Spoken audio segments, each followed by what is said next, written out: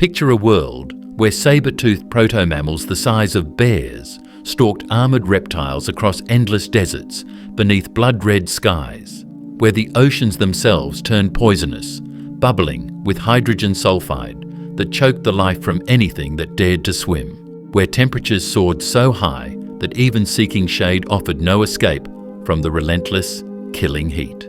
This wasn't science fiction or some alien planet in a distant galaxy. This was Earth during the Permian Period, a 47 million year experiment in evolutionary extremes that ended in the most catastrophic mass extinction event ever recorded. The Permian built the most sophisticated ecosystem life had ever produced, filled them with creatures so bizarre they seemed pulled from nightmares, then systematically destroyed nearly everything in a volcanic apocalypse that transformed the planet into a literal hellscape. 96% of all marine species died, 70% of land vertebrates vanished. Entire families of animals that had ruled for hundreds of millions of years were erased completely, leaving no descendants, no survivors, no second chances. This is the story of Earth's worst nightmare, the Permian Period, and how it nearly ended all complex life forever, when insects ruled as giants. The late Carboniferous and early Permian witnessed something that sounds like science fiction, but was terrifyingly real. Insects grew to sizes that would make modern nightmares seem quaint. Dragonflies with wingspans exceeding 70 centimeters patrolled ancient skies. Millipedes longer than a human arm crawled through forest undergrowth.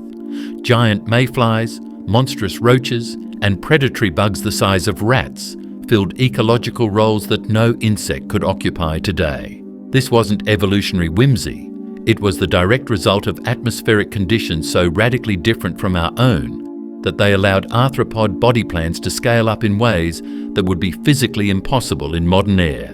The Permian inherited this world of giants and watched it slowly collapse as oxygen levels fell and competition from vertebrates intensified.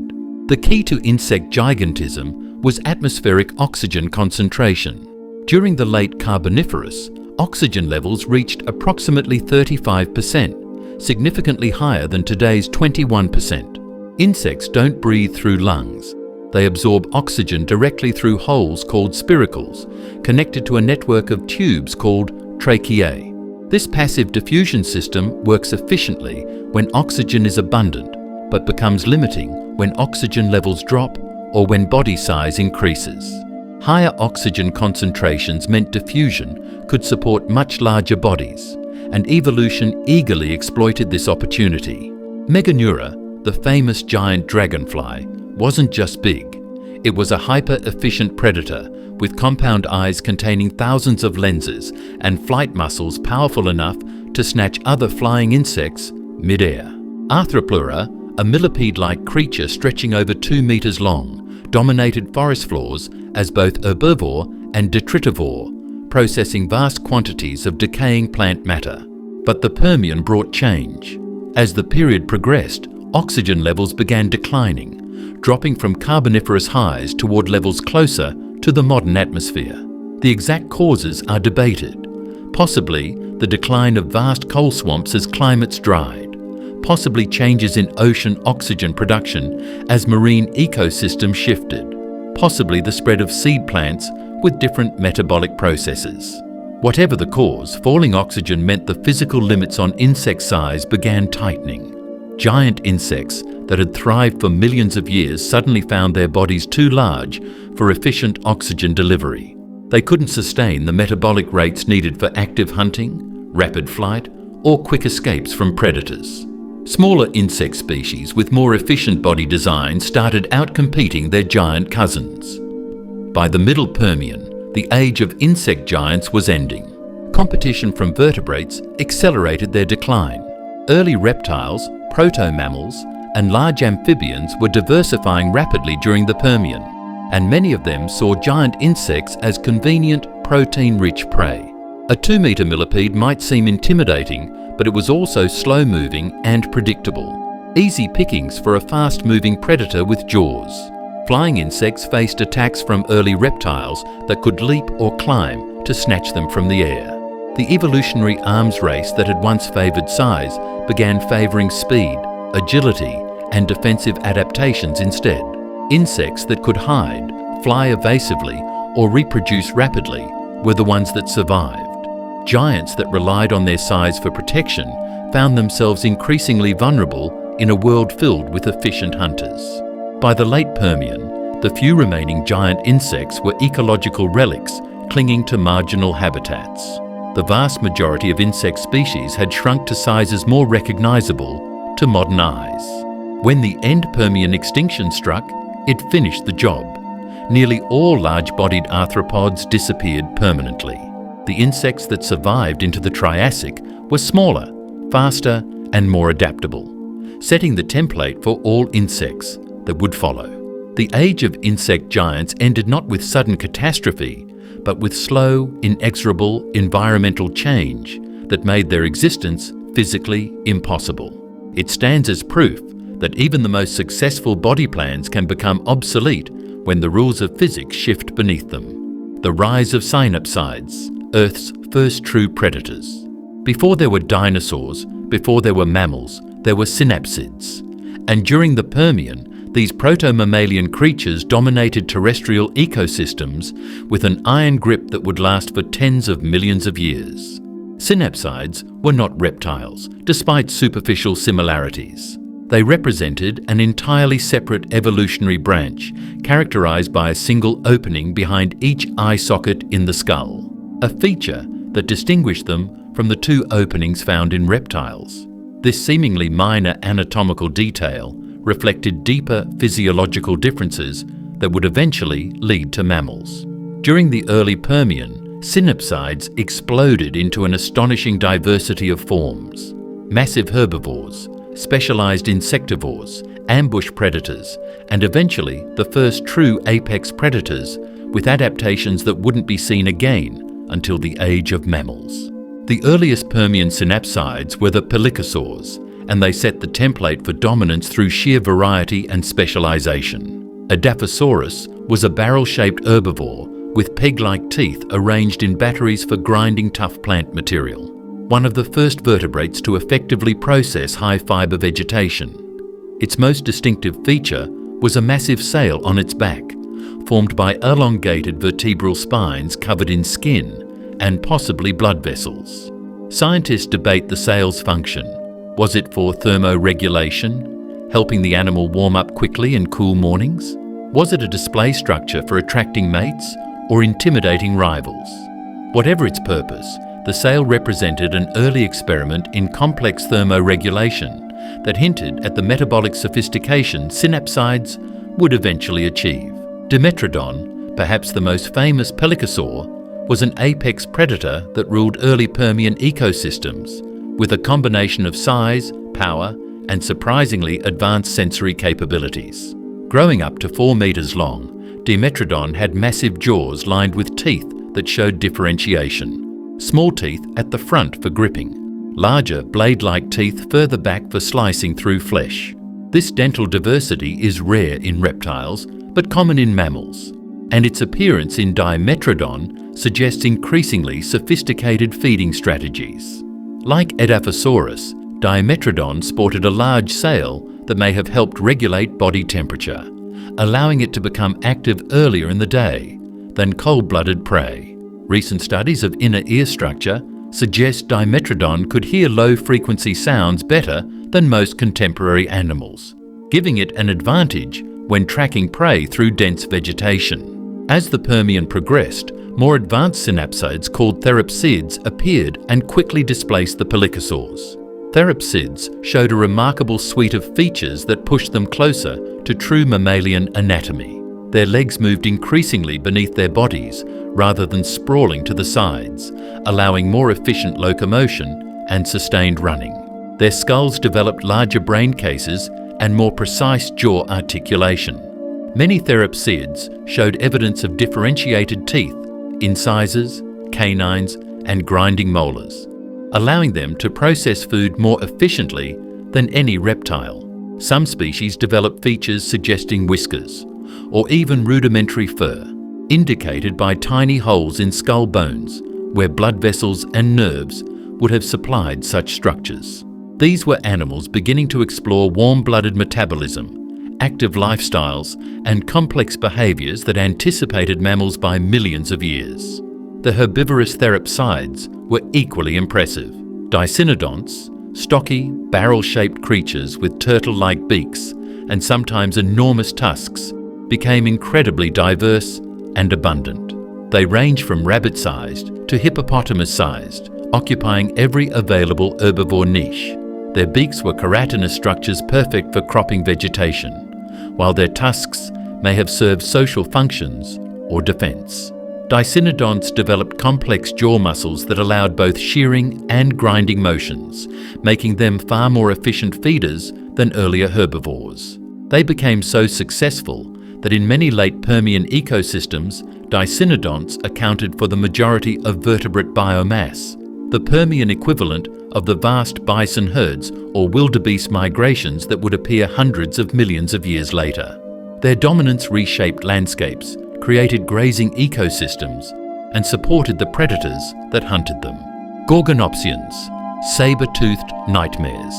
At the apex of Permian terrestrial food chain sat the Gorgonopsians, creatures so perfectly adapted for killing that they seem like evolution's first rough draft of a saber-toothed cat, written in reptilian flesh millions of years before true mammals existed. These were not dinosaurs, not reptiles in the traditional sense, but highly derived therapsid synapsids that took predation to new extremes. The largest Gorgonopsians, such as Enostrancevia, reached lengths of nearly 4 meters and masses exceeding 250 kilograms, making them the largest land predators of their time. But size alone wasn't what made them nightmare fuel. It was the combination of specialized anatomy, probable warm-blooded metabolism, and killing apparatus that anticipated the saber-toothed predators that would evolve independently in mammals tens of millions of years later. The defining feature of Gorgonopsians was their enormous canine teeth, elongated, blade-like structures that could exceed 12 centimeters in length in the largest species. These weren't crude stabbing weapons, but precision instruments with sharp cutting edges along both front and back margins. The teeth were laterally compressed, forming thin blades that could slice through flesh and blood vessels with devastating efficiency. Biomechanical studies of Gorgonopsian skulls show they evolved jaw joints that allowed incredibly wide gapes. Some species could open their jaws nearly 90 degrees, far wider than any modern mammalian carnivore. This extreme gape was necessary to deploy their saber teeth effectively against large prey. The killing technique likely involved a precision bite to the throat or belly, severing major arteries and causing rapid blood loss. Exactly the strategy used by later saber-toothed cats like Smilodon. But Gorgonopsians weren't just about teeth. Their entire body showed adaptations for active, sustained predation that separated them from earlier predators. Their limbs were positioned increasingly upright beneath their bodies, allowing more efficient running and greater endurance. Trackways attributed to large Gorgonopsians show they could move with considerable speed, their feet leaving impressions that suggest digitigrade posture, walking on their toes like modern cats and dogs rather than flat-footed like earlier synapsids. Their rib cages show evidence of structural changes that may have supported more efficient breathing, possibly indicating higher metabolic rates and even primitive, warm-blooded physiology. If Gorgonopsians were indeed warm-blooded or even partially endothermic, they would have had massive advantages over cold-blooded prey. The ability to hunt at dawn and dusk when temperatures were suboptimal, sustained pursuit over long distances, and rapid recovery from exertion. Their skulls reveal even more sophisticated predatory features. The eye sockets of Gorgonopsians faced more forward than in most reptiles, providing binocular vision with improved depth perception, critical for judging distance when launching attacks. Muscle attachment sites on their skulls show they possessed extremely powerful jaw-closing muscles, generating bite forces capable of driving those saber teeth deep into prey. Some fossils preserve bone damage consistent with Gorgonopsian bites, punctures, slash marks, and splintered bones that testify to their effectiveness as killers. They didn't just bite and hold like crocodiles, they slashed and released, using their teeth like surgical knives to inflict massive bleeding injuries that would quickly incapacitate even heavily built prey.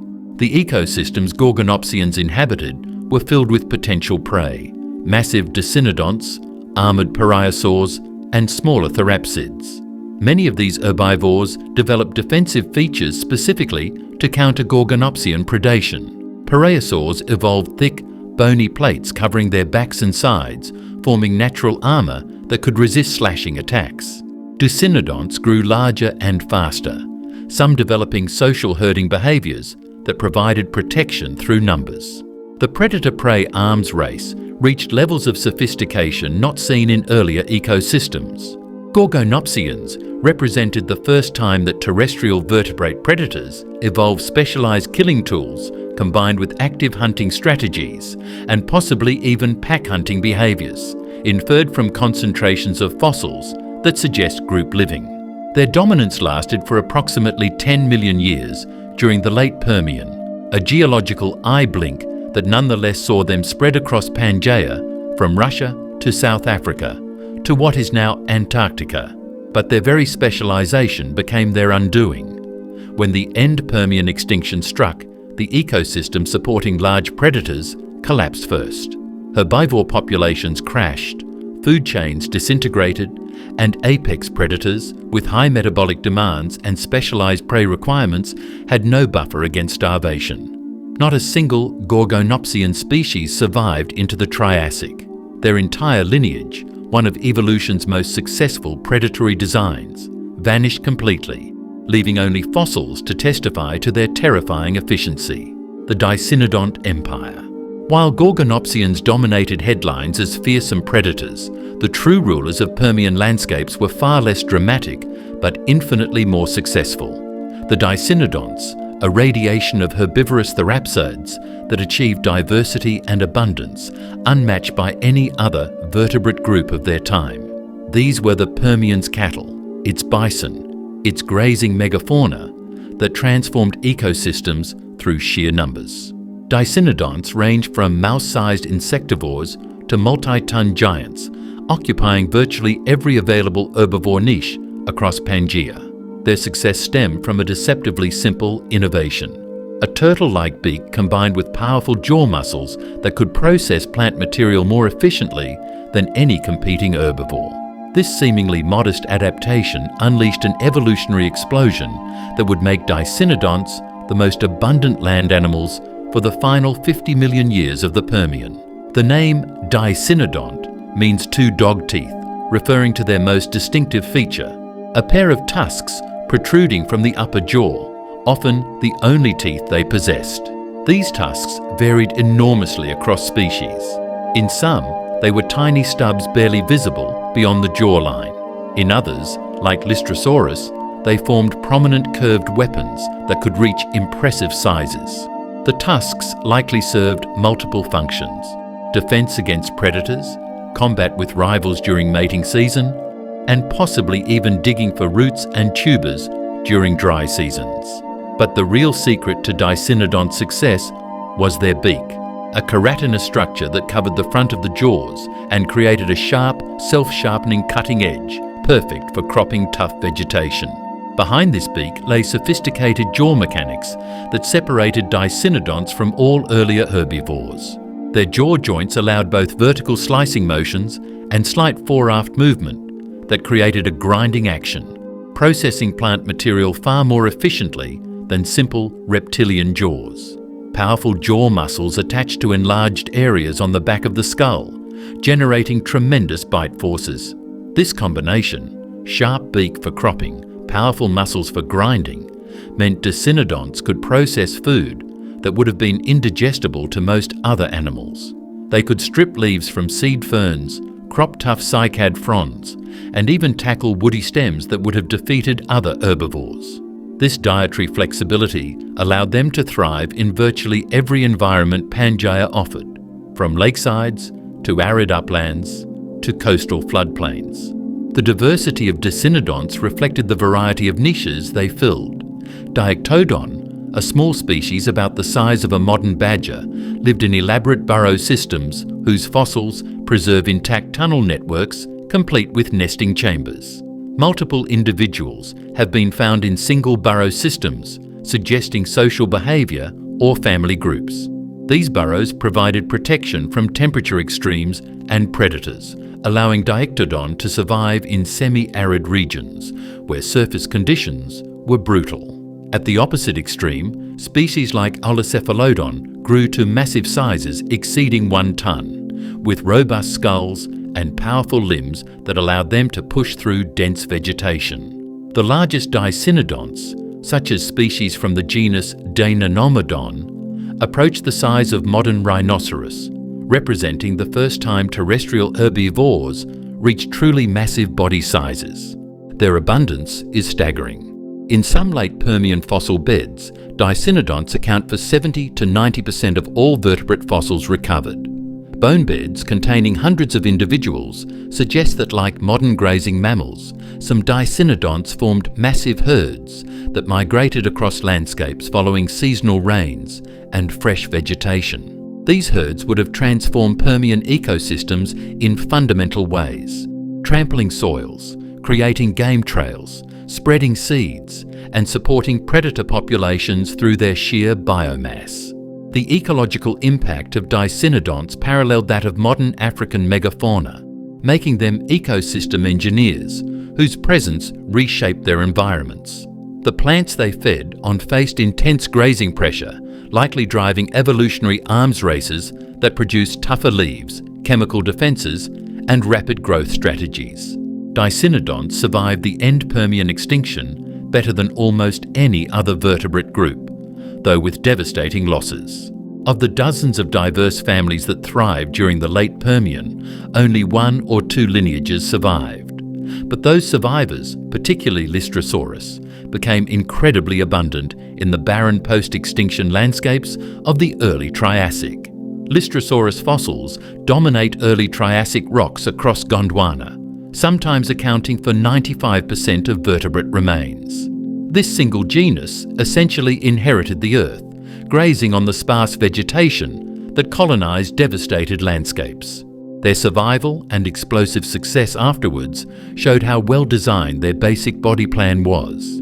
But eventually, competition from emerging archosaurs and changing climates pushed Dicynodonts into decline. By the late Triassic, they were gone forever, ending one of evolution's longest-running success stories.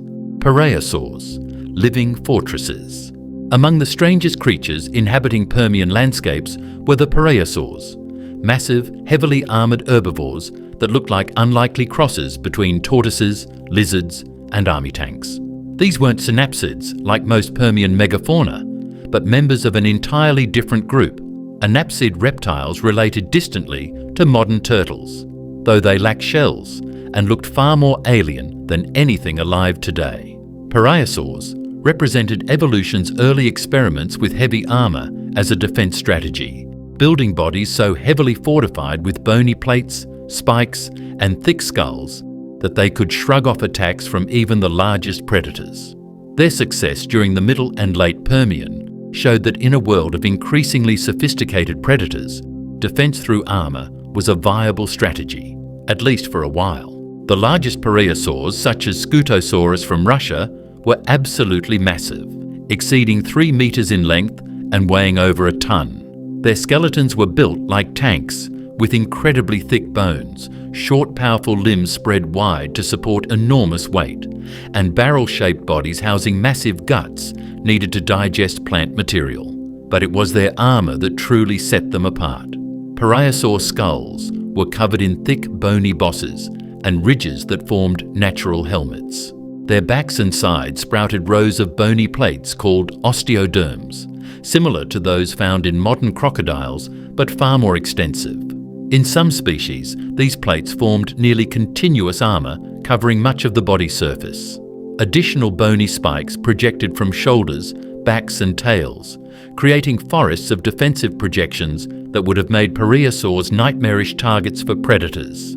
Their skulls were engineering marvels of defensive design. The bone was extraordinarily thick, in some specimens exceeding 5 centimeters, far beyond what would be necessary simply to support jaw muscles. This thickening created a helmet-like structure that could resist crushing bites from Gorgonopsians or impacts from fighting rivals.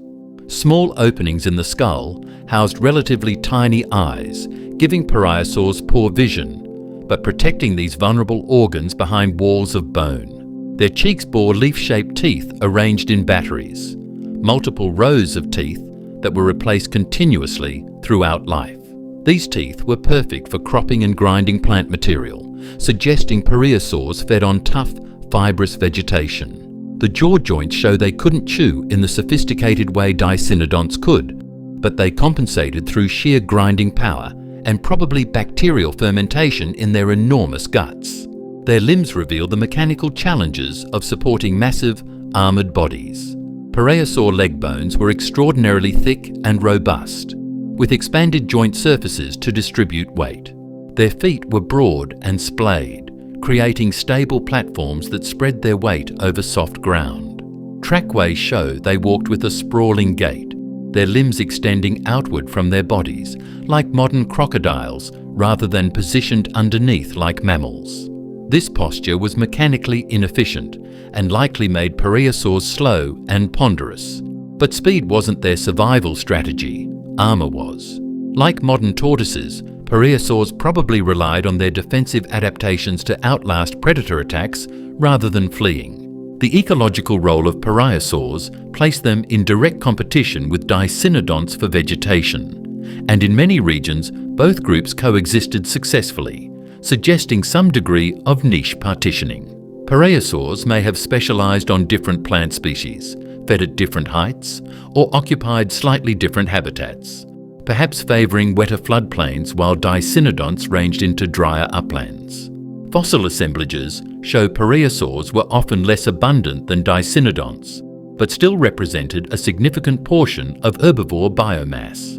Their presence added another layer to Permian food webs, heavily armored, slow-moving herbivores that required specialized predatory strategies to kill. Despite their impressive defenses, parasaurs didn't survive the end Permian extinction. Not a single species made it into the Triassic. Their extinction is puzzling because their armor should have provided some protection against the environmental stresses of the extinction event. The answer likely lies in their physiology and ecology. Parasaurs were large-bodied, probably had relatively slow metabolisms, and needed substantial amounts of vegetation to sustain their massive frames. When ecosystems collapsed and plant communities were devastated, parasaurs couldn't adapt quickly enough. Their armor protected them from predators, but offered no defense against starvation. Their bulky bodies and slow reproduction rates, inferred from their reptilian heritage, meant they couldn't bounce back from population crashes the way smaller, faster breeding animals could. The very adaptations that made them successful during stable times became liabilities when the world turned hostile. Therapsid predators, beyond Gorgonopsians. While Gorgonopsians grabbed attention as apex predators, they weren't the only therapsid carnivores stalking Permian landscapes. A diverse array of smaller, more specialized predatory therapsids filled niches ranging from small insect hunters to mid-sized ambush predators.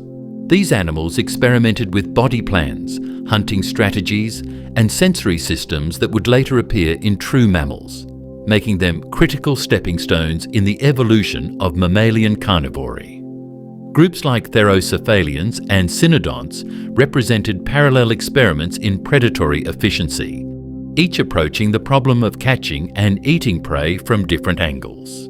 Therocephalians were particularly diverse and successful, ranging from weasel-sized hunters to wolf-sized predators. Unlike Gorgonopsians with their specialized saber teeth, Therocephalians developed more generalized dentition that allowed flexible feeding strategies. Many had prominent canines for gripping prey, but their back teeth showed cusps and cutting edges that could slice meat efficiently, similar arrangements to modern carnivorous mammals. Their skulls show evidence of large eye sockets, suggesting good vision, and their snouts often house numerous small pits that probably supported whisker-like sensory structures. These pits indicate that therocephalians were developing sophisticated tactile sensors to supplement vision, allowing them to hunt at night or in dense vegetation, where visibility was poor. One particularly fascinating therocephalian was Eucymbersia, a medium-sized predator that may have been venomous, one of the only known examples of venomous mammals or mammal-like creatures in the fossil record. Eucymbersia skulls show enlarged canine teeth with prominent grooves running down their length, remarkably similar to the groove fangs of modern venomous snakes. Behind these canines, the skull has a depression that appears perfectly positioned to house a venom gland. While proving venom delivery in extinct animals is nearly impossible, the anatomical evidence is strongly suggestive. If Eucymbersia was indeed venomous, it represents an extraordinary evolutionary experiment using biochemical weapons to subdue prey, a strategy that would virtually disappear from synapsid lineages after the Permian. Dicynodonts represented another critical evolutionary branch, the lineage that would eventually give rise to mammals. During the late Permian, early cynodonts were relatively small predators, rarely exceeding the size of a modern dog, but they showed a remarkable suite of mammal-like features. Their skulls housed expanded brain cases, suggesting larger and more complex brains than earlier synapsids. Their jaws showed increasing complexity, with a more precise bite and the beginnings of true chewing ability. Most remarkably, their skulls show evidence of a secondary palate, a shelf of bone separating the mouth from the nasal passages. This innovation allowed cynodonts to breathe while eating, a critical adaptation for animals with high metabolic rates that need to feed frequently and efficiently. The skeletons of cynodonts show they were active, agile hunters. Their limbs were positioned more upright beneath their bodies than in earlier therapsids, allowing more efficient running. Their vertebral columns show increased flexibility, enabling them to twist and turn while pursuing prey. Their teeth were differentiated into distinct incisors, canines and molars, the dental pattern that characterizes mammals. This dental complexity allowed cynodonts to process food more thoroughly before swallowing, improving digestive efficiency. Some species show evidence of constant tooth replacement throughout life, while others suggest limited replacement, more like modern mammals, another sign of increasing sophistication. The diversity of these lesser predatory therapsids added complexity to Permian food webs. While Gorgonopsians hunted the largest prey, therocephalians and cynodonts filled roles as smaller predators targeting everything from insects to small dicynodonts.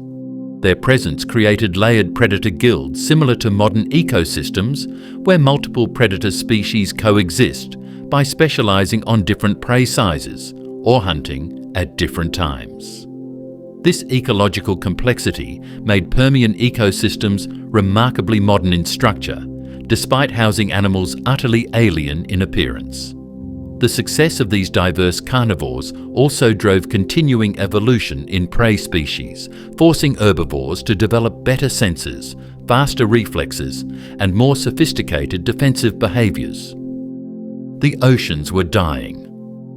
While terrestrial ecosystems flourished with bizarre megafauna, the Permian oceans were experiencing a crisis that began long before the final extinction and slowly tightened its grip on marine life throughout the period. The seas that had teemed with diverse communities during the Carboniferous, complex reef systems, vast schools of fish, forests of crinoids, and countless other invertebrates, began a long, grinding decline that saw biodiversity slowly eroding even during times when terrestrial ecosystems seemed robust. Understanding this marine decline is critical because it shows that the end Permian extinction wasn't a sudden bolt from the blue, but the catastrophic culmination of environmental stresses that had been building for millions of years. The root cause was changing ocean chemistry driven by Pangea's formation and atmospheric shifts. As shallow seas disappeared and continental interiors dried out, ocean circulation patterns changed dramatically. The formation of one giant landmass created a single, massive ocean, Panthalassa, that covered more than half the planet. Without separate ocean basins and the complex circulation they create, water movement became more sluggish. Deep ocean basins saw decreasing oxygen levels as stagnant zones expanded. Warm equatorial waters lost their ability to hold dissolved oxygen, creating expanding dead zones where most complex life couldn't survive. Fossil records show that throughout the Middle and Late Permian, species diversity in tropical oceans declined steadily. Reefs became less diverse, fish communities simplified, and whole groups of invertebrates that had flourished for hundreds of millions of years began vanishing. Acidification added to the crisis. Several processes contributed to changing ocean pH during the Permian. Weathering of the massive mountain ranges created by Pangea's formation released ions that altered ocean chemistry. Volcanic activity increased as tectonic stresses from continental collision triggered eruptions. These volcanoes released carbon dioxide that dissolved in seawater, lowering pH. Lower pH makes it harder for organisms to build calcium carbonate shells and skeletons, impacting everything from tiny plankton to massive reef builders. Coral-like organisms called rugose and tabulate corals, which had built massive reef systems during earlier periods, declined dramatically during the Permian. By the late Permian, true reef ecosystems had virtually disappeared, replaced by simpler communities of sponges and algae that couldn't support the same biodiversity. Temperature shifts further destabilize marine ecosystems. Evidence from oxygen isotope ratios in fossil shells suggests that ocean temperatures fluctuated significantly during the Permian. Some intervals saw warming that reduced oxygen solubility even in surface waters. Others saw cooling that disrupted circulation patterns and nutrient distribution. Marine organisms adapted to stable conditions found themselves repeatedly stressed by these fluctuations. Species with narrow temperature tolerances disappeared first, followed by those requiring high oxygen levels, then those dependent on specific prey that had already vanished. The extinctions cascaded upward through food webs, destabilizing entire ecosystems. The consequences were dramatic. Fish diversity declined as their prey base collapsed. Sharks and other predatory fish that had diversified during the Carboniferous saw many lineages disappear. Brachiopods, shellfish that had dominated seafloors for hundreds of millions of years, declined dramatically, losing ecological ground to more adaptable bivalves. Crinoids, the lily-like echinoderms that had formed vast meadows filtering food from ancient seas, retreated to deep water refuges. Trilobites, already declining since the Devonian, dwindled to a handful of specialized deep water species clinging to existence in marginal environments. The Permian oceans became emptier, simpler, and more hostile with each passing million years. But the oceans weren't entirely dead. They were transforming. Some groups found opportunity in the changing conditions. Bivalves, clams and oysters proved more adaptable than brachiopods and slowly increased in diversity and abundance. Certain fish lineages evolved adaptations for low oxygen water, including specialized gills and blood chemistry. Ammonoids, shelled cephalopods related to modern nautilus, diversified into hundreds of species, exploiting niches vacated by earlier predators. These success stories would prove critical. When the end Permian extinction struck, the survivors that rebuilt Mesozoic oceans came largely from these already adapted lineages. The Permian oceans were laboratories testing which body plans, physiologies, and ecological strategies could survive increasingly hostile conditions. Most failed. The few that succeeded inherited Earth's seas, continental drift, and climate chaos. The movement of continents during the Permian wasn't just geographic reshuffling, It was a slow-motion catastrophe that rewrote climate patterns and triggered environmental chaos across the entire planet. As Pangea coalesced into its final configuration, the collisions didn't stop. Smaller continental fragments continued crunching together, mountain ranges kept rising, and volcanic arcs erupted as oceanic crust subducted beneath continental margins.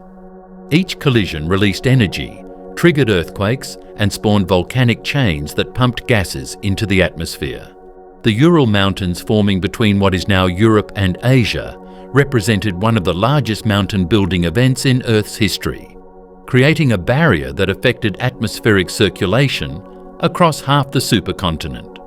These tectonic movements created climate zones so extreme they barely have modern equivalents. The interior of Pangea, thousands of kilometers from any ocean, became one of the driest places in Earth's history. Rain-bearing weather systems simply couldn't penetrate that far inland.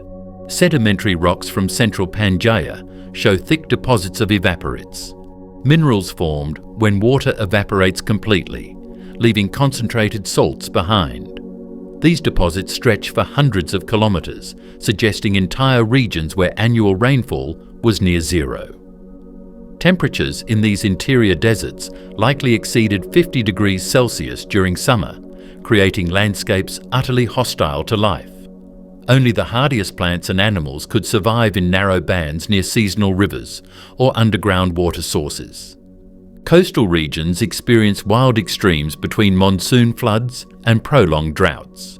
The arrangement of Pangea created a massive east-west orientation across equatorial regions, setting up monsoon systems more powerful than anything today. During wet seasons, moisture-laden air from Panthalassa would sweep inland, dumping torrential rains that transformed dry riverbeds into raging floods within hours.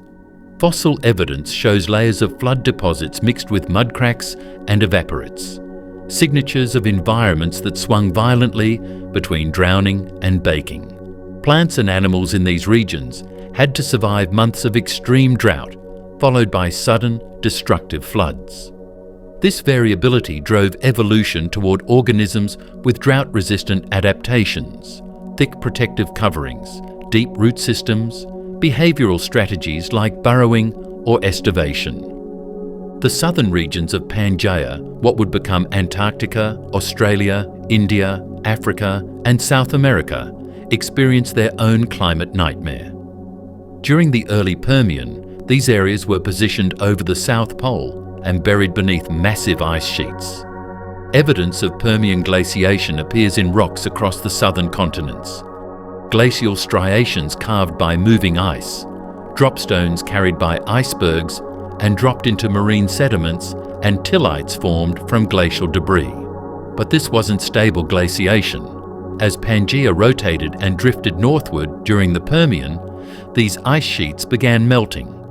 The transition from icehouse to greenhouse conditions happened relatively quickly in geological terms, perhaps only a few million years, creating climate chaos as ecosystems adapted to frozen conditions suddenly faced rising temperatures and changing precipitation. Atmospheric composition added another layer of instability. Carbon dioxide levels fluctuated throughout the Permian as weathering rates, volcanic activity, and biological processes shifted the balance between carbon sources and sinks. During the early Permian, CO2 levels were relatively low, contributing to the glaciation in southern regions. But as the period progressed, volcanic activity increased and atmospheric CO2 climbed. Higher CO2 meant warmer temperatures globally, but also increased ocean acidification and altered plant physiology. Plants under high CO2 conditions often produce more cellulose and less protein, making them less nutritious for herbivores. This may have driven the evolution of more efficient digestive systems in Permian herbivores, the elaborate jaw mechanisms in Dicynodonts, and the enormous gut volumes in parasaurs were possibly adaptations to extracting nutrients from increasingly poor quality vegetation. The climate instability affected different organisms in different ways. Large-bodied animals with slow reproductive rates were hit hardest by rapid environmental shifts because they couldn't adapt quickly through generational turnover. Smaller animals with faster reproduction, insects, small reptiles, early amphibians, could evolve adaptations more rapidly. This created evolutionary pressure toward extremes, either become huge and tough enough to survive by brute force, or become small and adaptable enough to evolve quickly. The middle ground became increasingly difficult to occupy. This may explain why so many Permian animals were either massive megafauna or relatively small insectivores and omnivores, with fewer mid-sized species than in modern ecosystems. Ocean currents shifted as Pangea's shape changed, altering where nutrients concentrated and where upwelling occurred. Regions that had been productive fishing grounds became oceanic deserts as currents shifted away. Other areas experienced sudden productivity booms as new upwelling zones formed. Marine organisms couldn't migrate fast enough to track these moving resource patches, leading to regional extinctions even when global conditions weren't particularly harsh. The fossil record shows repeated pulses of marine extinction throughout the Middle and Late Permian. Not one continuous decline, but rather a series of crisis periods alternating with partial recoveries, each crisis leaving marine ecosystems slightly more impoverished than before. By the late Permian, climate chaos had been grinding away at Earth's ecosystems for tens of millions of years. Species were already stressed, food webs were simplified, and environmental tolerances were narrowing. The stage was set for catastrophe. All it would take was one final shock to push the system beyond its breaking point. That shock was coming, and it would arrive with volcanic fury that would make all previous disturbances seem trivial by comparison. The Siberian traps, Earth's volcanic apocalypse. The end Permian extinction event, the single most catastrophic mass extinction in Earth's history, had a cause so massive and devastating that it's almost hard to comprehend. Flood basalt volcanism on a scale that has never been repeated. The Siberian traps, vast volcanic provinces in what is now northern Russia, began erupting approximately 252 million years ago, and the eruptions continued for somewhere between several 100,000 to perhaps 2 million years. This wasn't explosive volcanism like Mount St. Helens or Krakatoa. It was an effusive eruption, lava pouring out of massive fissures in the Earth's crust, flooding across the landscape in flows that covered thousands of square kilometers at a time.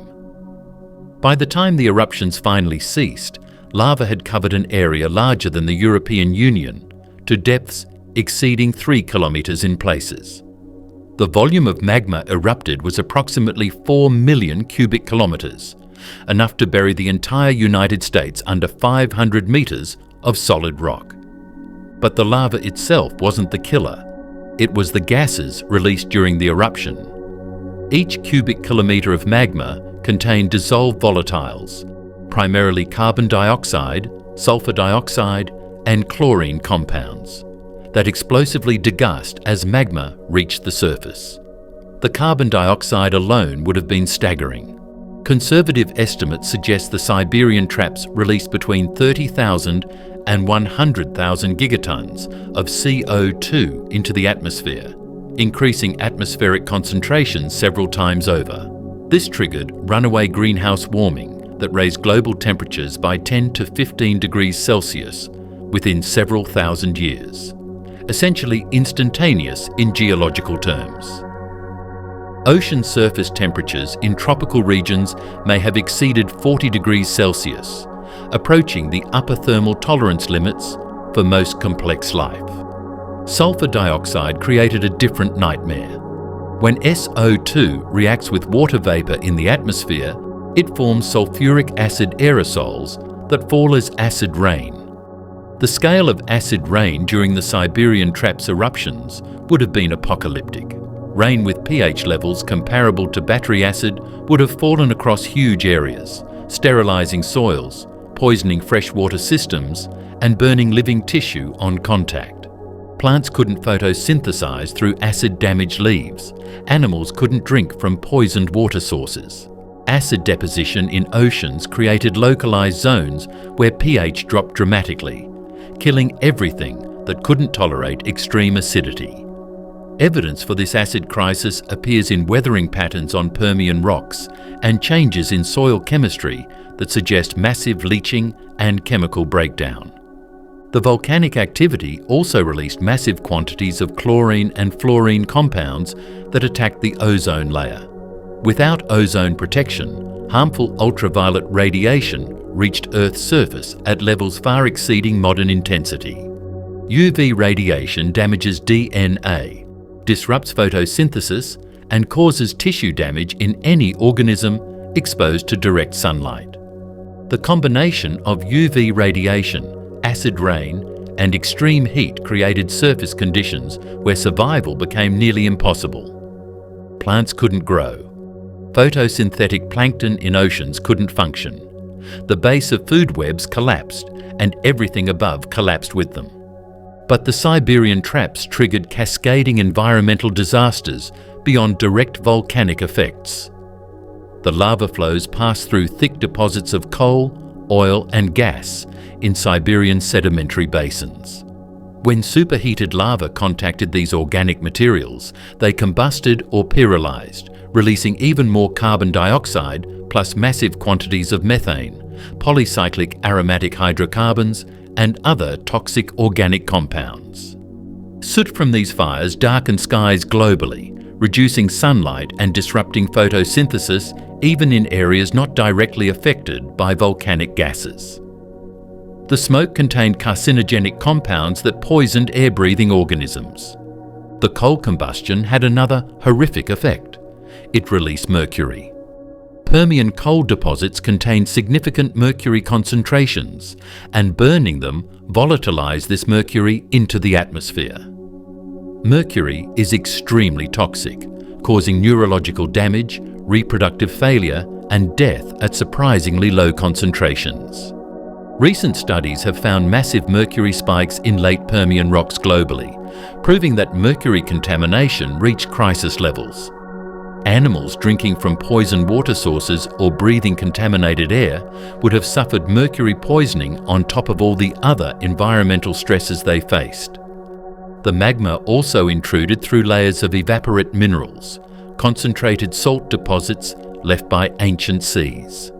When hot magma contacted these salts, they released chlorine gas and other halogens that further destroyed the ozone layer and created toxic atmospheric conditions. The combination was lethal. Greenhouse gases warming the planet, acid rain sterilizing the surface, UV radiation preventing recovery, toxic gases poisoning the air, mercury contaminating water, and soot blocking sunlight. Earth became an utterly hostile environment where almost nothing could survive. Ocean acidification accelerated as massive quantities of CO2 dissolved in seawater. The pH of surface oceans dropped by perhaps 0.7 units, similar to the acidification projected for our future if we continue current emissions trends, but happening far faster. This acidification made it nearly impossible for organisms to build calcium carbonate shells or skeletons.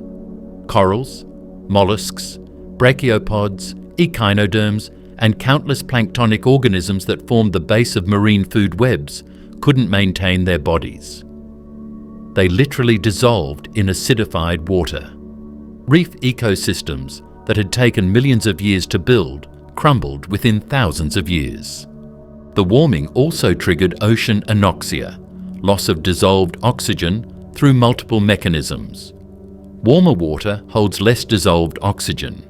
Stratification increased as surface waters heated much faster than deep waters, reducing mixing that normally brings oxygen to depth.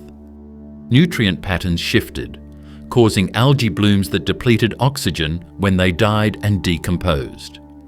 Large areas of the oceans became anoxic dead zones where only specialized bacteria could survive.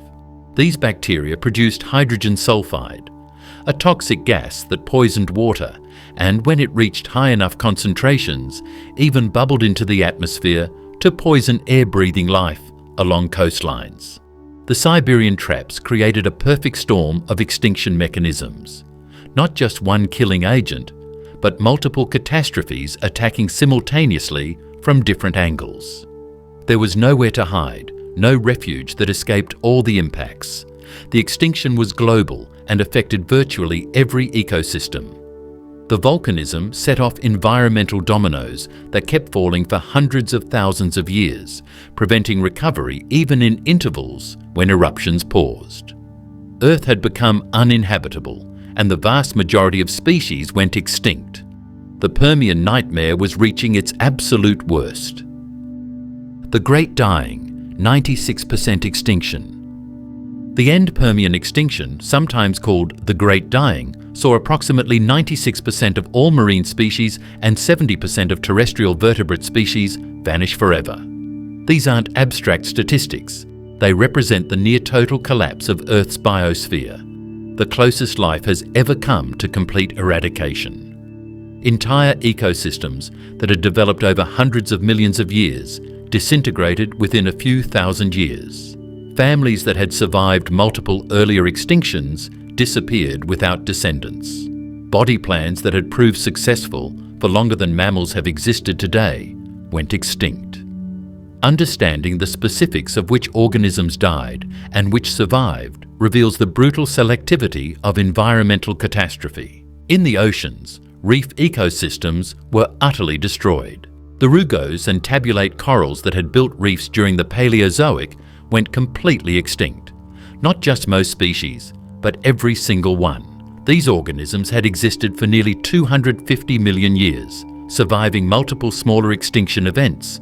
But the end Permian killed them all. Reef ecosystems wouldn't return for nearly 10 million years, and when they did, they were built by entirely different organisms, scleractinian corals, from a completely different evolutionary lineage. The extinction reset reef evolution back to zero. Trilobites, the armoured arthropods that had dominated Paleozoic seafloors for over 270 million years and survived 4 previous mass extinctions, finally met their end. The handful of species clinging to existence in the late Permian were specialists adapted to deep, cold, low-oxygen environments. Habitats that became their refugees as conditions deteriorated throughout the period. But when the Siberian traps triggered global ocean anoxia, even these deep refugees became uninhabitable. Not a single trilobite species survived into the Triassic. Their ecological roles, bottom-dwelling scavengers and predators, were eventually filled by crustaceans and mollusks, but the specific body plan trilobites represented was lost forever. Brachiopods suffered catastrophic losses. These shellfish had been among the most abundant and diverse marine invertebrates, filling ecological roles similar to modern clams. During the Permian, thousands of brachiopod species occupied every marine habitat, from shallow reefs to deep ocean basins. The extinction killed approximately 95% of them. The survivors were a handful of lineages that happened to possess physiologies tolerant of low pH and low oxygen. Adaptations that were essentially random before the catastrophe, but became essential for survival. Brachiopods never recovered their former dominance. Bivalve mollusks, which were more adaptable to changing chemistry, took over their ecological roles and dominate seafloors today. Crinoids, the flower-like echinoderms, saw entire orders wiped out. Species that lived attached to the seafloor in shallow water were hit hardest, while free-swimming forms and deep-water species had slightly better survival rates. Ammonoids were reduced to a single lineage, possibly just a handful of species, that survived through sheer luck or some unidentified physiological tolerance. That tiny group would explosively diversify during the Triassic and Jurassic, eventually producing thousands of species. But the Permian bottleneck came terrifyingly close to ending their 200 million year run. Foraminifera, microscopic plankton with calcium carbonate shells, suffered extinction rates exceeding 90%. Since these organisms form the base of many marine food webs, their collapse triggered cascading extinctions up through fish, marine reptiles, and other predators. On land, the extinction was equally devastating but more selective. The Gorgonopsians, those saber-toothed apex predators that had dominated Permian landscapes, went completely extinct. Not a single species survived. Their specialized predatory lifestyle required stable prey populations and abundant food, conditions that vanished when herbivore populations crashed. Apex predators are always vulnerable during extinctions because they need large territories and substantial prey biomass to survive. When ecosystems collapse, top predators starve first. The same fate befell most large therapsids. Parasaurs disappeared entirely. Their armoured bodies offered no defence against starvation and environmental toxins. Most Dicynodont families went extinct, though significantly, a few lineages survived. The survivors among terrestrial vertebrates share some revealing characteristics. Lystrosaurus, a medium-sized Dicynodont, not only survived but thrived in the post-extinction world. Several features probably aided its survival. It was a burrowing animal, and burrows offered protection from temperature extremes, UV radiation, and toxic surface conditions. It was relatively small for a Dicynodont, meaning it needed less food than larger relatives. It appears to have been somewhat omnivorous rather than strictly herbivorous, allowing a flexible diet when preferred plants disappeared. And perhaps most importantly, it had an efficient metabolism that could function during periods of low oxygen availability, a trait that happened to be crucial when atmospheric oxygen levels crashed. Small-bodied animals generally survive better than large ones. This pattern appears repeatedly across extinction events. When resources become scarce and environments turn hostile, large-bodied organisms that need substantial food and territory suffer disproportionately. Small animals can hide in refuges, need less food, and often have faster reproductive rates, allowing quicker population recovery. Early archosaurs, the group that would later produce dinosaurs, pterosaurs, and crocodiles, were mostly small, agile predators and omnivores during the late Permian. Their small size and adaptable diets helped them survive when specialists died out. Insects, though less well documented in the fossil record, appear to have suffered significant but not catastrophic extinction. Flying insects had mobility advantages, allowing them to flee local disasters and find surviving plant communities. Many insects have larval stages that can survive adverse conditions in dormancy, only emerging when environments improve. The insects that survived showed adaptations to feeding on stressed or dead plant material rather than specialized relationships with specific plant species. Generalists survived. Specialists died. Plants suffered massive extinction, but recovery was faster than for animals. Seed ferns, the dominant plants of Permian landscapes, were nearly wiped out. Vast forests disappeared, replaced by landscapes dominated by a few hardy species of fungi, ferns, and primitive conifers. Fossil deposits from the earliest Triassic show unusual spikes in fungal spores, evidence of dead plant material rotting across huge areas. But plants can recolonize from spores and seeds, and photosynthetic organisms at the base of food webs recover faster than the animals depending on them. The selectivity of the extinction reveals its causes. Groups vulnerable to acidification died disproportionately. Oxygen-dependent organisms were hit harder than those tolerant of anoxia. Large-bodied specialists went extinct while small-bodied generalists survived. Organisms with refugees like burrows, deep ocean habitats, or high-altitude mountains had better survival odds. The extinction didn't kill randomly. It systematically eliminated organisms ill-suited for a world of acid rain, oxygen deprivation, extreme heat, and toxic pollution. Earth's biosphere was passed through a filter that only the hardiest, luckiest, and most adaptable could squeeze through. Everything else died. Toxic oceans and hydrogen sulfide. Among the many nightmares unleashed during the end Permian extinction, one of the most horrific was the transformation of Earth's oceans into toxic hydrogen sulfide-producing death traps. As ocean anoxia spread, driven by warming temperatures, stratification, and nutrient disruption, the normal oxygen-dependent bacterial communities that decompose organic matter gave way to anaerobic bacteria that use sulfate instead of oxygen as their metabolic fuel. These bacteria produce hydrogen sulfide, H2S, as a waste product, the same compound that gives rotten eggs their characteristic stench. In modern oceans, hydrogen sulfide only appears in tiny amounts in isolated anoxic basins or sediments. During the end Permian, it likely reached concentrations thousands of times higher, filling vast volumes of ocean water and even escaping into the atmosphere. Hydrogen sulfide is extraordinarily toxic. It interferes with cellular respiration by binding to enzymes in the mitochondrial respiratory chain, effectively suffocating cells even in the presence of oxygen. At concentrations as low as a few parts per million, H2S causes respiratory paralysis, convulsions, and death in most animals within minutes. During the end Permian, hydrogen sulfide concentrations in anoxic deep waters likely reached hundreds or thousands of parts per million. Any animal encountering these waters would have died almost instantly.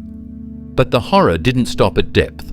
The H2S-rich waters eventually upwelled, bringing toxic plumes to the surface and nearshore environments. Evidence for hydrogen sulfide events appears in multiple lines of geological data. Certain types of chemical reactions occur in H2S-rich water that leave distinctive signatures in rocks.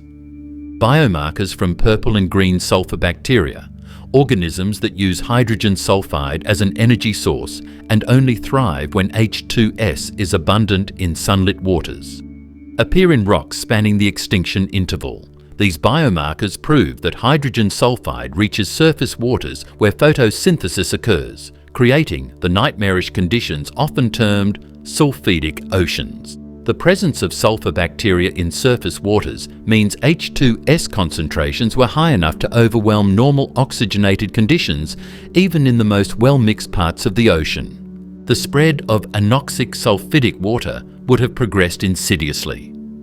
First, deep ocean basins became oxygen depleted as warming reduced oxygen solubility and stratification prevented mixing. Anaerobic bacteria colonized these zones and began producing hydrogen sulfide. As the zones expanded upward, they eventually intersected with productive surface waters where plankton blooms occurred. When plankton died and sank into anoxic water, their decomposition produced more nutrients that fertilized more blooms, creating a feedback loop. More organic matter raining down meant more H2S production, which expanded anoxic zones further, killing more organisms, producing more dead material to decompose. The cycle fed itself, turning larger and larger areas of ocean toxic. Coastal regions were particularly vulnerable. Rivers draining acid rain sterilized continents carried sediment loads far exceeding normal amounts. Erosion was rampant, without plant cover to stabilize soils. This sediment contained nutrients that triggered blooms when it reached the oceans. Coastal waters, already warm and stratified, quickly became anoxic beneath productive surface layers. Hydrogen sulfide accumulated in these nearshore environments, killing fish, shellfish, and any animal that couldn't flee. Fossil evidence shows mass mortality events in shallow marine deposits, bone beds containing thousands of individuals that apparently died simultaneously, possibly when toxic upwelling events reached their habitats. When hydrogen sulfide concentrations become high enough, the gas escapes from water into the atmosphere, a process called ocean outgassing. The end Permian likely saw massive outgassing events where bubbles of H2S rose from anoxic water and entered the air. Hydrogen sulfide in the atmosphere is immediately dangerous to air-breathing life. It's heavier than air, so it would have hugged the ground and filled low-lying areas, creating death traps where animals seeking water were poisoned by the very air around coastlines. Purple and red bacterial mats would have coated dying shorelines, feeding on the hydrogen sulfide and giving coastal zones an alien, hellish appearance. The atmospheric hydrogen sulfide had another devastating effect. It attacked what remained of the ozone layer. H2S reacts with ozone O3 in the stratosphere, destroying it and further reducing UV protection for Earth's surface. This created yet another feedback loop. Volcanic chlorine destroyed ozone, allowing more UV radiation to penetrate, which stressed photosynthetic organisms, reducing oxygen production, expanding anoxic zones, increasing H2S production, which then destroyed more ozone. Each component of the extinction reinforced the others, creating a cascade that intensified rather than self-limiting. Recovery from sulfidic ocean conditions took millions of years. Only after volcanic activity finally ceased and atmospheric carbon dioxide began slowly drawing down, did ocean temperatures cool enough for normal circulation to resume. As oxygen returned to deep waters, sulfur bacteria retreated to the sediments and isolated basins where they exist today. But during the peak of the extinction, Earth's oceans were a toxic soup where very few organisms could survive. The handful of animals that did survive, certain bivalves, some ammonoids, a few fish lineages, either tolerated low oxygen and high sulfide, or inhabited refuges where circulation patterns maintain minimal oxygen levels. These survivors would seed the recovery, but it would take approximately 10 million years for ocean ecosystems to even approach their pre-extinction diversity. The toxic oceans of the end Permian were perhaps the clearest evidence that Earth had become utterly uninhabitable for most complex life.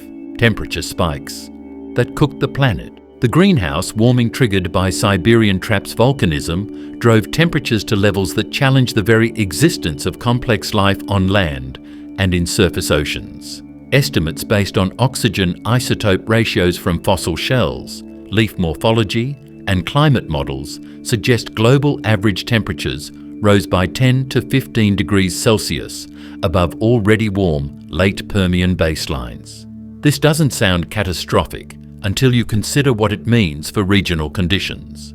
Tropical ocean surface temperatures may have reached 38 to 40 degrees Celsius, approaching the upper thermal tolerance limits for most marine organisms. Land temperatures in equatorial regions during summer could have exceeded 60 degrees Celsius in desert areas, with even well-watered regions routinely seeing temperatures above 45 degrees.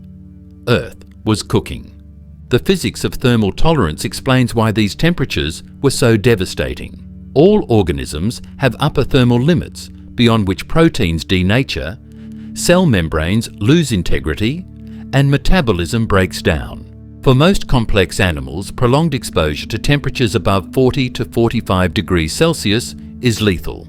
Even brief exposures cause heat stress, dehydration, and organ damage. During the end Permian temperature spike, daytime surface conditions across much of Pangea exceeded survivable limits for hours each day. Animals had only two options: find thermal refuges underground, underwater, or in caves, or die. Those refuges were limited in availability and often inadequate, especially as lethal temperatures persisted for thousands of years. Ocean warming was equally devastating, but through different mechanisms. Warm water holds less dissolved oxygen, so as temperatures climbed, oxygen concentrations in surface waters dropped even before anoxia spread from depth. Marine organisms already stressed by acidification, toxic gases, and food web collapse now faced oxygen starvation on top of everything else. Fish and other active swimmers need high oxygen levels to sustain their metabolisms. As oxygen declined, their habitable zones shrank. Many species were compressed into narrow bands of water that were both cool enough and oxygen-rich enough to survive in. Bands that steadily contracted as warming progressed. Eventually, these refuges disappeared entirely in many regions, leaving no escape. The warming also disrupted ocean circulation patterns that organisms depended on. Thermohaline circulation, the global conveyor belt of ocean currents driven by temperature and salinity differences, weakened or even shut down temporarily as temperature gradients between poles and equator decreased. Without this circulation bringing nutrients from deep water to the surface, productivity crashed in many areas. Upwelling zones that normally supported rich fisheries went sterile. At the same time, weak circulation meant less oxygen transport to depth, accelerating the spread of anoxia. The warming didn't just directly stress organisms through heat, it dismantled the entire physical structure of ocean ecosystems. On land, the temperature spike eliminated entire climate zones. Cool temperate regions that had supported diverse forests were replaced by arid scrublands or deserts, as heat increased evaporation and decreased effective precipitation. Polar regions, which had been relatively mild during the late Permian, saw temperatures rise to levels where ice couldn't persist even in winter. This eliminated the thermal refuges that might otherwise have harbored surviving species during equatorial heat waves. Unlike modern climate change, where organisms can potentially migrate poleward to find cooler conditions, end Permian organisms faced a world where even the poles were too warm for species adapted to cool conditions. The rapidity of warming was as lethal as the magnitude. Climate models suggest the temperature spike occurred over just a few thousand years, essentially instantaneous for evolutionary adaptation. Species simply couldn't evolve tolerance for the new conditions fast enough. Natural selection requires generations to shift trait distributions in populations, and for large-bodied animals with slow reproduction, adaptation takes tens of thousands to millions of years. The warming outpaced evolutionary response, leaving organisms with only two options: migrate to find suitable habitat or die where they were. Migration was often impossible. Pangea's geography created massive barriers, and suitable habitats disappeared globally in many cases. The warming also disrupted seasonal patterns that organisms depended on. Many animals time reproduction, migration, or dormancy to match seasonal temperature cues. When those patterns broke down, reproduction failed. Spring might arrive too early before food resources were available. Winters might be too warm to trigger necessary dormancy, causing animals to exhaust energy reserves. The predictable environmental cues that had regulated life cycles for millions of years became unreliable, and organisms unable to adapt to the new chaos suffered reproductive failure, even if adults could survive the temperature extremes. Perhaps most insidiously, the warming triggered biological feedback loops that made recovery impossible during the extinction's acute phase. High temperatures increased metabolic rates in surviving organisms, meaning they needed more food and oxygen precisely when both were becoming scarce. Heat-stressed plants produced fewer seeds and grew more slowly, reducing food availability for herbivores. Decomposition rates accelerated, depleting nutrients from soils and releasing more carbon dioxide that further warmed the atmosphere.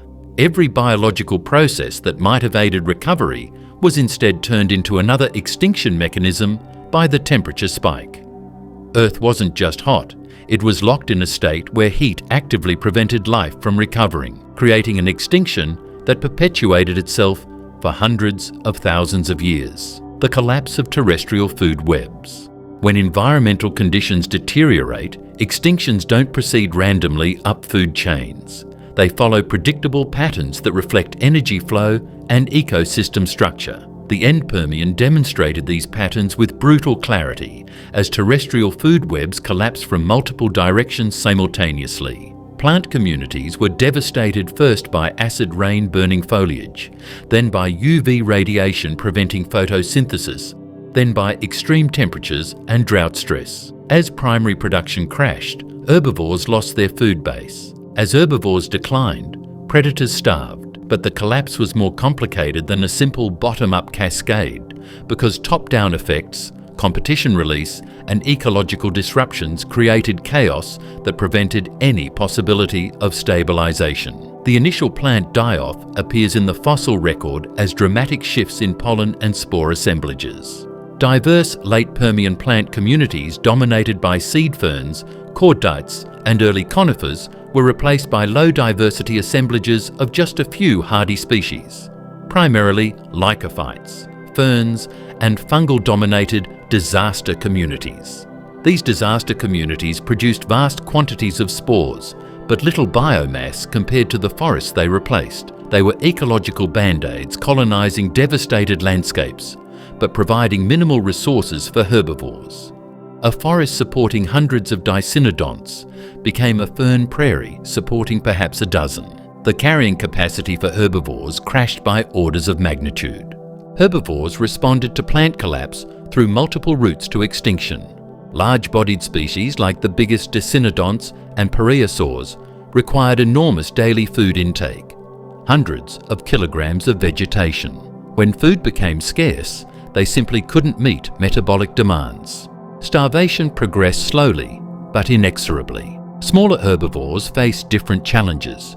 They could potentially survive on less food, but they also faced increased competition as larger species desperately consumed anything edible, including plants smaller herbivores depended on. Juveniles likely died first, unable to compete with adults for scarce resources and lacking the body reserves to survive extended fasting. As juveniles died, populations aged and began reproductive failure, even before all adults had starved. The quality of available plant material likely declined as dramatically as quantity.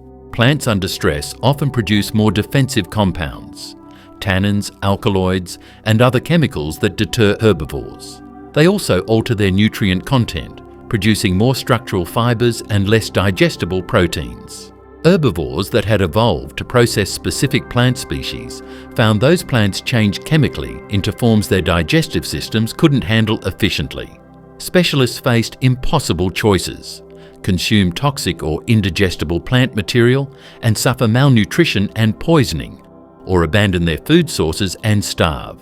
Generalist herbivores had better chances, but still faced overall nutrient scarcity that led to slower growth, reduced reproduction, and eventually population collapse. Predators faced a different nightmare. As herbivore populations crashed, prey became progressively harder to find. Predators that required specific prey types, Gorgonopsians adapted for hunting large Dicynodonts, found their prey disappearing. They couldn't simply switch to smaller prey. Their bodies were designed for taking down large animals, and smaller prey couldn't provide enough nutrition to sustain their metabolic needs. Starvation among top predators proceeded even faster than among herbivores because predators exist at lower population densities and have higher per capita energy requirements.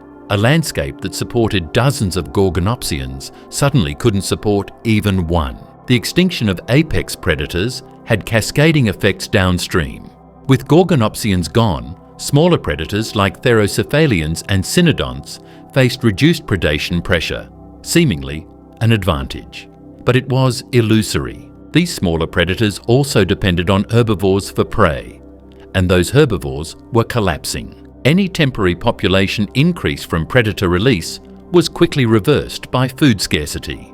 Moreover, without apex predators controlling their numbers, surviving herbivores might have overbrowsed remaining plant communities, accelerating vegetation collapse. The food web wasn't just declining, it was becoming chaotic, with feedback loops creating localized disasters even in areas where conditions were marginally survivable. Decomposers and detritivores initially thrived. The mass death of plants and animals created enormous quantities of dead organic matter, a temporary bonanza for insects, worms, fungi, and bacteria that feed on decay. Evidence for this decomposer bloom appears as fungal spikes in fossil deposits spanning the extinction boundary. But this boom was short-lived. The rapid decomposition of accumulated dead material released nutrients too quickly, creating pulses that couldn't be captured by stressed plant communities. Nutrients leached from soils, washed into waterways causing toxic algal blooms,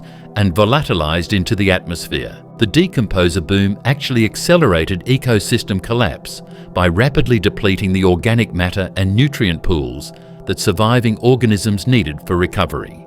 Insects, crucial pollinators and herbivores, suffered from plant collapse, but also from temperature extremes and oxygen decline. Many flying insects require high oxygen levels to power flight muscles, and atmospheric oxygen dropped significantly during the extinction.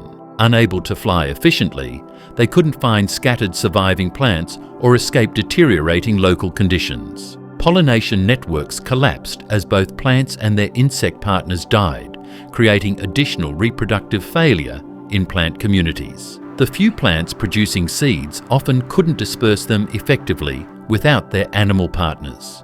Ecosystems became locked in downward spirals where each extinction triggered others in complex webs of dependency. The collapse wasn't uniform globally. Some regions fared slightly better than others, based on latitude, altitude, and distance from volcanic centers. High-latitude regions suffered less extreme temperature increases, while high-altitude areas maintained cooler conditions and possibly cleaner air above surface pollution. But these refugees were small, isolated, and still subjected to acid rain, UV radiation, and food web disruption. They harbored survivors but couldn't support diverse communities. Most species were compressed into shrinking habitat fragments surrounded by uninhabitable wasteland, a pattern that mathematically guarantees extinction for all but the most adaptable species. The terrestrial food webs that had supported Permian megafauna for tens of millions of years disintegrated completely, leaving only fragments that would seed the Triassic recovery. But that recovery was still millions of years away. Lystrosaurus, the survivor that inherited Earth. In the ash and devastation following the end Permian extinction, one creature rose to improbable dominance. Lystrosaurus, a medium-sized Dicynodont that survived the apocalypse and became the most abundant land vertebrate on Earth. In early Triassic fossil beds across Gondwana, Lystrosaurus fossils often account for 90 to 95% of all vertebrate remains. This single genus inherited a planet stripped nearly bare of competition, and its success reveals exactly which traits allowed survival through Earth's worst extinction. Lystrosaurus wasn't the strongest, fastest, or most sophisticated Permian animal, but it possessed a combination of adaptations that turned out to be perfect for surviving nightmare conditions. Lystrosaurus was roughly the size of a pig, measuring about 1 meter long and weighing perhaps 50 to 90 kilograms depending on species. Its body plan was typical for Dicynodonts: stocky build, powerful limbs, turtle-like beak, and a pair of small tusks protruding from the upper jaw. But several features set Lystrosaurus apart from its relatives. First, it was a prolific burrower. Fossilized burrows attributed to Lystrosaurus show complex tunnel systems extending several meters underground, with enlarged chambers likely used for resting or breeding. Burrowing provided multiple survival advantages during the extinction. Underground refugees offered protection from temperature extremes. While surface temperatures exceeded 50 degrees Celsius, burrows remained relatively cool. They offered protection from UV radiation, acid rain, and toxic atmospheric gases. They provided humid microenvironments even during droughts. Lystrosaurus could retreat underground during the worst daytime conditions and emerge to feed during cooler periods. The animal's jaw structure and teeth suggest dietary flexibility that proved crucial. Lystrosaurus had a sharp keratinous beak for cropping vegetation and a few peg-like teeth arranged for grinding. Analysis of jaw mechanics shows it could process a wide variety of plant materials, from soft leaves to tough roots and stems. This generalist feeding strategy meant that when preferred food plants died out, Lystrosaurus could switch to whatever vegetation survived. Fossil evidence shows Lystrosaurus consuming ferns, lycophytes, and possibly even fungal material, anything organic that could provide nutrition. While specialists that depended on specific plant species went extinct, Lystrosaurus adjusted and survived. Perhaps most importantly, Lystrosaurus showed physiological adaptations, suggesting tolerance for low oxygen conditions. The end Permian saw atmospheric oxygen levels drop significantly, possibly from 21% to 15 to 16%, due to ocean anoxia reducing oxygen production and fires consuming atmospheric oxygen. Most large animals suffered respiratory stress under these conditions, but Lystrosaurus anatomy suggests adaptations for efficient oxygen extraction. Its ribcage structure indicates a large, efficient lung capacity. Its limbs show it could adopt a semi-sprawling posture that reduced energy expenditure, lowering oxygen demands. Some researchers suggest Lystrosaurus may have had a metabolic rate intermediate between cold-blooded reptiles and warm-blooded mammals. just high enough for reasonable activity levels, but low enough to function during oxygen stress. Lystrosaurus' reproductive strategy also favoured survival. Evidence suggests relatively rapid sexual maturity and frequent breeding, traits that allowed populations to recover quickly from die-offs. While large-bodied specialists like parasaurs took years to reach reproductive age and produce small numbers of offspring, Lystrosaurus could breed younger and more frequently. When localized disasters killed populations, Lystrosaurus could rebound within a few generations. This R-selected strategy, many offspring, rapid maturity, short generation times, is typical of species that thrive after mass extinctions. It trades individual longevity and competitive dominance for rapid population recovery. The fossil distribution of Lystrosaurus reveals it had already achieved a wide geographic range before the extinction. Fossils appear across Gondwana from South Africa to Antarctica to India to China. This broad distribution meant that even if populations in some regions went extinct, others survived and could eventually recolonize empty territories. Species with restricted ranges often went extinct because a local environmental disaster could kill their entire population. Lystrosaurus's cosmopolitan distribution provided insurance through geographic redundancy. Multiple populations in multiple climate zones with multiple refugee opportunities. After the extinction, Lystrosaurus spread into ecological niches previously occupied by dozens of other herbivore species. Without competition, Lystrosaurus populations exploded. For several million years during the early Triassic, terrestrial ecosystems were simplified to an almost surreal degree. Lystrosaurus as the dominant herbivore, a few small therocephalian and cynodont predators, and very little else. This ecological monopoly eventually ended as new species evolved or migrated in from refuges. But for a geological moment, Lystrosaurus was the vertebrate face of Earth's recovery. Its success demonstrates that surviving mass extinctions isn't about being the most advanced or dominant during stable times. It's about possessing the right combination of flexibility, tolerance, and luck when everything falls apart. The 10 million year recovery. The end Permian extinction didn't just kill organisms, it fundamentally broke Earth's ecosystems in ways that prevented rapid recovery. The early Triassic, spanning approximately 10 million years following the extinction, was a period of ecological dysfunction, where surviving organisms struggled in simplified, unstable ecosystems that bore little resemblance to pre-extinction communities. Understanding this prolonged recovery reveals how mass extinctions create lasting damage that persists long after the immediate killing mechanisms have ceased. Earth wasn't simply repopulating with new species, it was relearning how to build functional ecosystems from scratch. The most visible sign of ecological dysfunction was the persistence of disaster communities, low-diversity assemblages of opportunistic species that colonized devastated landscapes but couldn't build complex ecosystems. Plant communities remained dominated by ferns, lycophytes, and fungi for millions of years.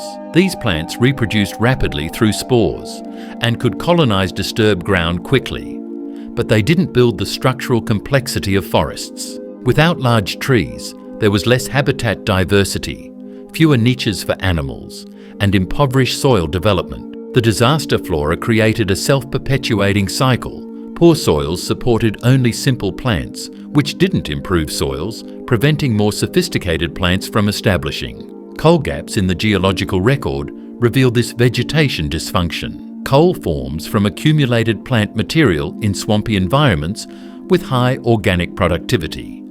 The Permian saw extensive coal formation as lush swamp forests buried organic matter faster than decomposition could break it down. But the early Triassic produced virtually no coal, despite having millions of years for accumulation. This coal gap indicates that vegetation productivity remained far below pre-extinction levels. Plants were present, but not abundant enough or productive enough to create the thick organic accumulations needed for coal formation. The gap lasted approximately 5 to 10 million years, depending on location, before normal coal formation resumed in the Middle Triassic. Reef gaps were even longer. The complex reef ecosystems that had characterized Paleozoic oceans, built by corals, sponges, bryozoans, and algae into structures supporting thousands of species, disappeared completely during the extinction. The early Triassic saw only microbial reefs, simple structures built by algae and bacteria without the structural complexity or biodiversity of true reefs. These microbial reefs appeared within a few 100,000 years after the extinction, showing that reef formation could restart quickly. But complex Metazoan reefs didn't return for approximately 8 to 10 million years. When they finally did return in the Middle Triassic, they were built by entirely different organisms, scleractinian corals, rather than the rugose and tabulate corals of the Paleozoic. The reef gap represents the time needed not just to repopulate oceans with reef-building organisms, but to evolve entirely new groups capable of constructing reef structures. Body size in animals remained suppressed throughout the early Triassic, a pattern called the Lilliput effect, after the tiny people in Gulliver's Travels. Surviving species and newly evolved lineages were significantly smaller than their pre-extinction relatives or later descendants. This size reduction appears across multiple groups. Fish were smaller, reptiles were smaller, marine invertebrates had smaller shells and bodies. The causes likely involved multiple factors. Smaller body size allows faster reproduction and lower resource requirements, both advantageous in unstable environments with limited food. But the prolonged duration of the Lilliput effect suggests ecosystems simply couldn't support large-bodied organisms. Food webs remained too simple, productivity too low, and environmental conditions too unpredictable for large animals to thrive. Body sizes only increased back toward pre-extinction norms as ecosystems stabilized in the Middle Triassic. Oxygen levels recovered slowly, taking millions of years to climb back toward Permian values. This delayed recovery prevented the return of large-bodied active animals that required high oxygen concentrations. Ocean anoxia persisted in deep waters and expanded periodically during early Triassic warming events that occurred multiple times as climate systems remained unstable. Each anoxic event set back marine recovery, killing off populations that had begun re-establishing and preventing oceanic oxygen levels from stabilizing. The early Triassic ocean chemistry fluctuated wildly. Periods of partial recovery alternating with renewed anoxia, acidification events, and warming spikes. Marine life had to survive multiple smaller crises while trying to recover from the main extinction. Carbon cycle instability appears throughout early Triassic geological records. Carbon isotope ratios in rocks show multiple rapid excursions, sudden shifts indicating massive releases or drawdowns of carbon. These excursions correlate with warming events and ocean acidification pulses. The causes likely involved feedback loops between climate, ocean circulation, and organic carbon burial that hadn't yet stabilized. Each disturbance sets back ecological recovery by stressing organisms and preventing establishment of stable communities. Life was trying to recover on a planet where the fundamental biogeochemical cycles that support ecosystems were still broken. Some researchers suggest that mercury contamination persisted long after Siberian traps volcanism ceased. Mercury binds to organic matter and can remain in soils and sediments for extended periods, continuing to poison organisms millions of years after initial deposition. Mercury spikes appear periodically through early Triassic rocks, suggesting either continued low-level volcanism or remobilization of previously deposited mercury. This sustained toxin exposure would have prevented recovery of sensitive species and contributed to ecosystem simplification. The recovery wasn't uniform globally. Some regions, particularly high-latitude areas and certain coastal environments, showed faster recovery with more diverse communities appearing earlier. These areas may have served as refugees where environmental conditions stabilise sooner, allowing organisms to diversify before spreading back to lower latitudes. But even in the most favourable locations, communities remained impoverished compared to pre-extinction ecosystems. The early Triassic world was ecologically barren, a simplified, dysfunctional version of what came before and what would eventually follow. The 10 million year recovery period shows that mass extinctions create damage that lasts far longer than the events that trigger them, fundamentally resetting Earth's evolutionary trajectory.